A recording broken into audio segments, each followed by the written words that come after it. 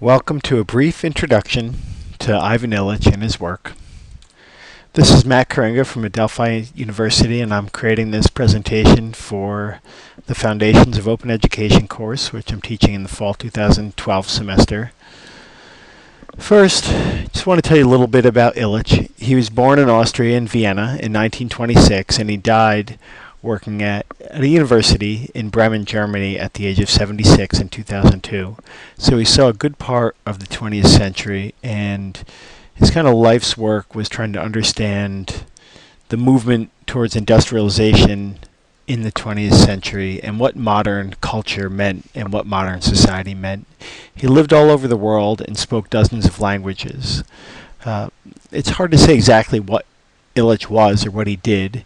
He was a Catholic priest, but he also had a PhD in history, and he was a philosopher and social critic. He began his career as a young man in the Bronx, New York in 1951. When he was in the Bronx, he's working as a priest, and he was serving the Puerto Rican and Irish community in the Bronx. And from there, he got interested in the role of the Puerto Ricans in New York, and he moved to Puerto Rico, and he worked at the Catholic University of Puerto Rico in 1956. In the 50s, he started to travel around the world, and he really traveled extensively.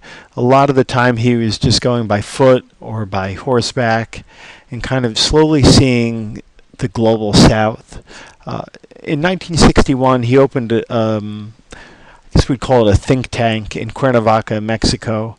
And he brought scholars and thinkers and different radicals from all around the world who were a similar mindset.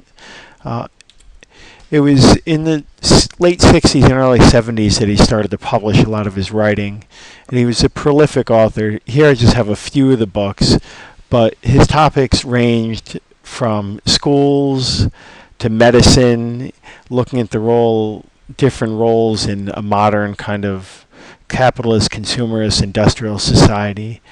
And cutting across all these areas, he had some common themes. He was very interested in North-South relations, as we said, and kind of how modern institutions shaped our lives.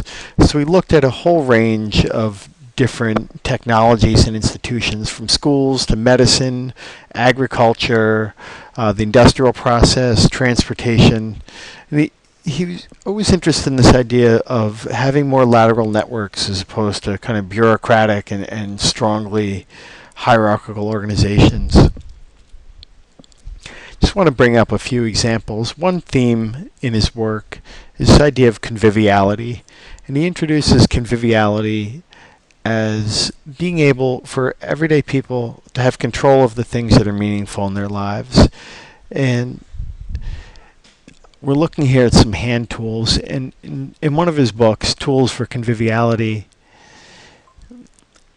he's concerned that we have to change the way we live to fit in with the tools that we use, and he sees that as the exact opposite of what our goal should be. We really want the tools to be able to react to what we do. And he notes that this is a trade-off, mostly in power and productivity of the industrial process, where a convivial process is more open, gives us more freedom, but is less powerful sometimes and less productive. Now, along with conviviality, we have this idea of hospitality, where Illich would say that when we open ourselves up to seeing other people as our equals and people who can understand what we're doing and have similar goals and interests in life, that we can actually accomplish a lot without formal institutions and without hierarchical bureaucracies. Here's one example from a colleague of Illich's when he was working in the Bronx, and he writes about a service that Illich created. He says, Illich rented an apartment in a tenement occupied by Puerto Rican families. With the help of a few dedicated young women of the parish, he set up an informal neighborly apartment where the young women could play with the children and mind them while their mothers were shopping, where women could gather for friendly conversation, and where the young women simply fulfilled the role of good neighbors. To me, this is a great example of both hospitality and conviviality. The only intervention that the church, in this case, had to do was to rent an apartment. Everything else was provided by the people that they were serving for the people that they were serving. And the apartment allowed them to create this center where they could provide a service of watching kids and trading, but it was also in a friendly, hospitable manner. One area that Illich looked at was transportation, and I bring it as an example of his idea of a commons. One thing that Illich was concerned with was when we were spending public energy and public money on things that had unequal benefit. And in the reading, we'll see that he believed this to be the case in schooling, but I think in the case of highways and the automobile, it's much more clear. In one sense, we think of roads as a public good. They're there for anybody to use who wants to. But the barrier of entry to a road requires you to have an automobile, to have a need for a high-speed automobile, and to want to use it.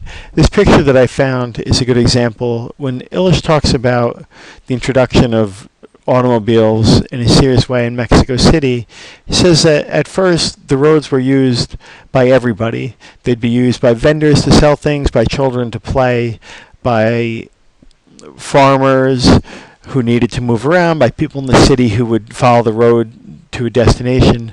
But once automobiles were introduced, they were only safe for automobiles. You can see clearly in this picture that 60 people in cars take up the entire road, whereas in a bus or on bicycles, the road is free for all sorts of other uses. Now, one semi-famous thought that Illich had that I think really illustrates his kind of lateral and outside of the box thinking is an idea that he had in Deschooling Society, one of his first and probably his most famous book, about an alternative to the introduction of television in Latin America. He writes, "The money now tied up in TV installations throughout Latin America could have provided every fifth adult with a tape recorder." And for Illich, this is the idea of having a commons rather than a bureaucracy or a kind of controlling institution. Television is a one-way broadcast system where people in government who have power or corporations who have money are able to send their message.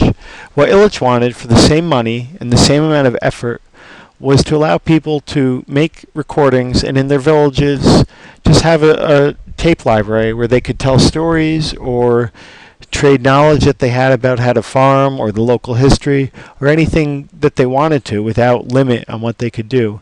And they'd be able to just trade very low-cost tapes in this library. Now our concern in this class in open education is with schools and with education.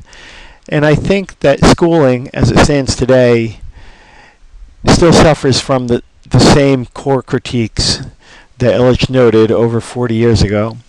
He was concerned that the benefits of schooling can never be enjoyed equally by everybody in the world, and that the main purpose of schooling, rather than providing new knowledge, insight, and skills to people who graduated, was to make a dividing line between those who had schooling and those who didn't.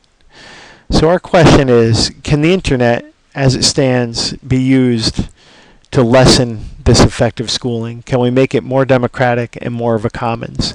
So that's what I want you to think about as we go through this week's reading and as we go through this course. Thank you very much. This has been Matthew Coringa, Professor of Educational Technology at Adelphi University.